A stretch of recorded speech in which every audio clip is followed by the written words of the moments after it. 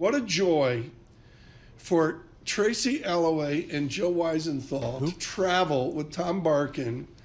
They did 2 breakfasts. They did the Barney's Cafe breakfast, and the Derby Restaurant breakfast in Mount Airy, North Carolina. I'm looking at it right here on the map. This is like a legit road trip. Like you guys went out to a Rotary lunch or whatever with Tom Barkin. That is this is like where the rubber eats the mold. Forget about Bloomberg, Mike McKee and all that. What was it like, Tracy? I feel like I have to correct the record, which is that, in fact, we went to Waffle House, and I think, was it Biscuitville for breakfast? Biscuitville for breakfast. Nice. And the Waffle House was for dinner, even though we ate breakfast food.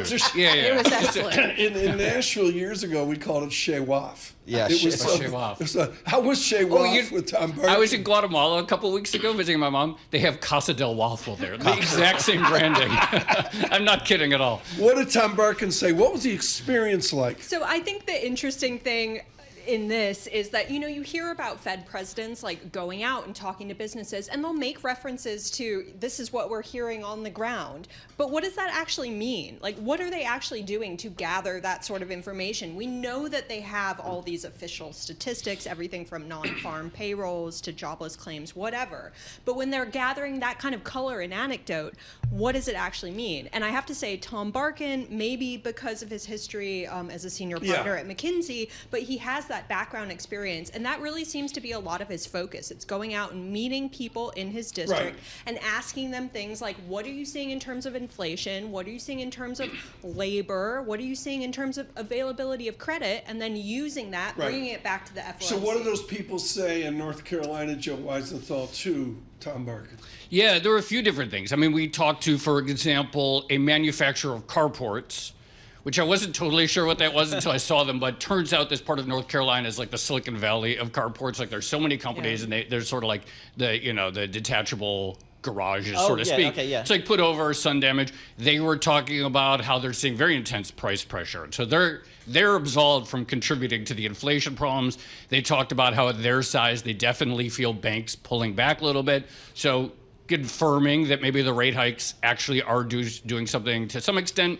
Most of the companies, I talked to 2 different textile manufacturers while there. Most of them seem like they're pretty good on labor now in terms of filling slots, but, up and still and they have their own issues with childcare for their employees and housing. So a lot of these issues nationally, but hearing where they are directionally, which is what Tom said, which is that it helps to have these conversations to augment the data so that when we talk about something like, is there still more hiring left to do, they can get a sense of like, but how much does that really look like? And also so that you can see the difference in the tails, right? So one of the interesting things about those 2 textile manufacturers, one was pretty big, one was pretty small, and the pressures that either of them are facing at this current moment are very, very different. Like the larger company seems to have some pricing power. The smaller company is really feeling the competition. So you don't get that when you look at aggregate statistics, right? You don't get that kind of discrepancy in the tails.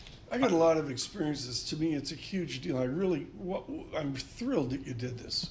There's way too much, I say it all the time, Paul. It's like a navel gazing from 3 zip codes in New York. I know. You and I got to get off this island, Tom. Bullard was big on this, out of Indiana University. You got to go out in the trenches and find out how apart, Joe Weisenthal, is America from those 3 zip codes in New York City.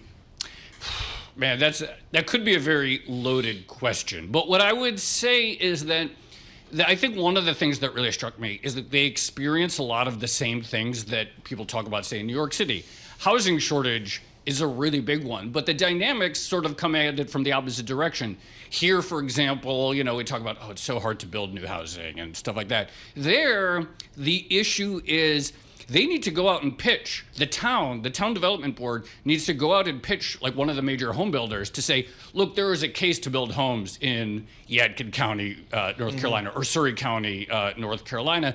And so I'd say many of the issues are the same, but the dynamics from which they emerge is sort of becomes distinct. And so that's how I would probably answer it in the most safe way. One thing we did learn is that childcare also seems to be an issue, even in smaller towns where you would assume maybe there's like a sort of community-built source of childcare, but that doesn't seem to be the case. So we spoke to one project manager who is trying out this new model of childcare, and they were describing how I think availability of childcare had just dropped dramatically in that Yeah. county. I can't remember the exact statistics, but I think it was over 50% since the pandemic. And that is very familiar to anyone with Yes. small children in New York. Same thing. So I'm looking. I had to, quite frankly, I had to Google Map Mount area. It's okay. We did too. I know from Andy Griffin, but it is in the northwest part of North Carolina, a little bit northwest of Winston-Salem.